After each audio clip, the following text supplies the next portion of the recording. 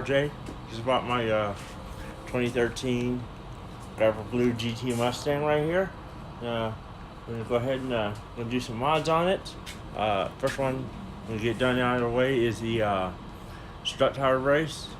Fitting all 2010 through 2014 Mustang GT. The bar I have is I took it off my 2012 V6 Mustang, so it's got a little bit higher clearance over the plenum, but it's okay. So it's the same thing. I picked this bar up for about $60 a couple years ago from CJ Plenty Parts. If you're looking for one, it's one of those parts you need to shop around for, because I've seen them. This bar, the same bar, is for the V6 and Boss 302. I've seen them go up to like $250. I picked mine up a couple years ago on sale from CJ's for like $60. Alright, so we got our strut tower bar here. As you can see, the GTs are a little more lower profile. This one's got a little bit higher profile. This is for the 2010 to 2014 V6 and Boss 202, but it will fit on a GT. And what you'll need for this job is you need a 3/8 ratchet or an impact and a 13mm socket. Now, what you want to start first off here is popping your hood on your GT. There we go, like this. And these 4 bolts right here, the 2 on the inside of your shock tower, is what you need to undo. That way you can drop your strut tower bar on.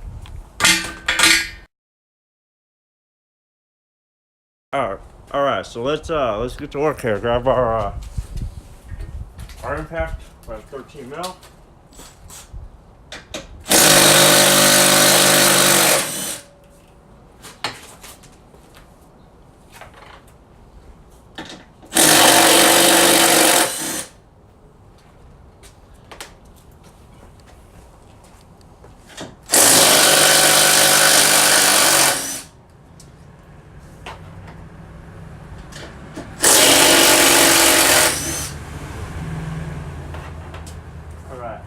Grab your strut tower bar. It is a factory Ford part, stamped factory Ford.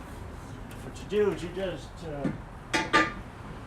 drop down them 4 studs right there.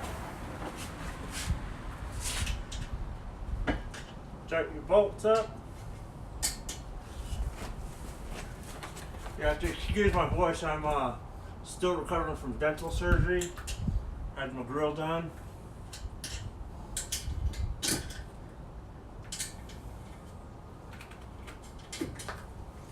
And what you do, hit it with impact.